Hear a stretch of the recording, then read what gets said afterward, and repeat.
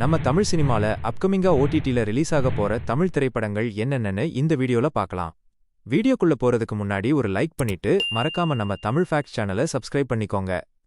முதல்ல கணேஷ் விநாயகன் டைரக்ஷன்ல அருள்நிதி நடித்து வெளியான அருள்வான் திரையரங்கில் வெளியாகி உலகளவில் 1,81,00,000 வரை கலெக்ஷன் பண்ண இந்த திரைப்படத்தை வர ஆகஸ்ட் 28ஆம் தேதி டென்ட்-கொட்டா பிளாட்ஃபார்ம்ல ரிலீஸ் பண்றாங்க.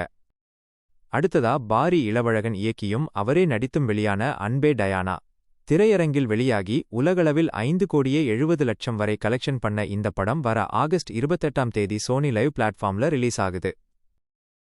அடுத்ததா அருண் மாதேஸ்வரன் டைரக்ஷன்ல லோகேஷ் கனகராஜ் நடித்து வெளியான டிசி திரையரங்கில் வெளியாகி உலகளவில் 100 கோடிகளுக்கு மேல கலெக்ஷன் பண்ண இந்த படம் வர செப்டம்பர் 4ஆம் தேதி நெட்ஃபிளிக்ஸ் பிளாட்ஃபார்ம்ல ரிலீஸ் ஆகுது.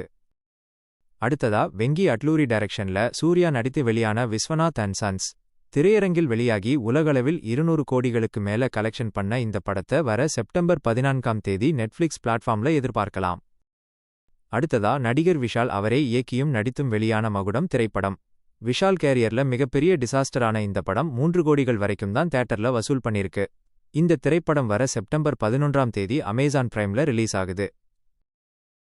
அடுத்ததா ஸ்பைடர்மேன் பிராண்ட் நியூ டே உலகளவில் வெளியாகி பிளாக்பஸ்டரான இந்த படம் இந்தியாவில் மட்டுமே 580 கோடிகள் வரை கலெக்ஷன் பண்ணிருக்கு. இந்த திரைப்படம் அக்டோபர் மாதம் ஜியோ ஹாட்ஸ்டார்ல ரிலீஸ் ஆகிறது. இன்னும் டேட் அனௌன்ஸ் பண்ணல.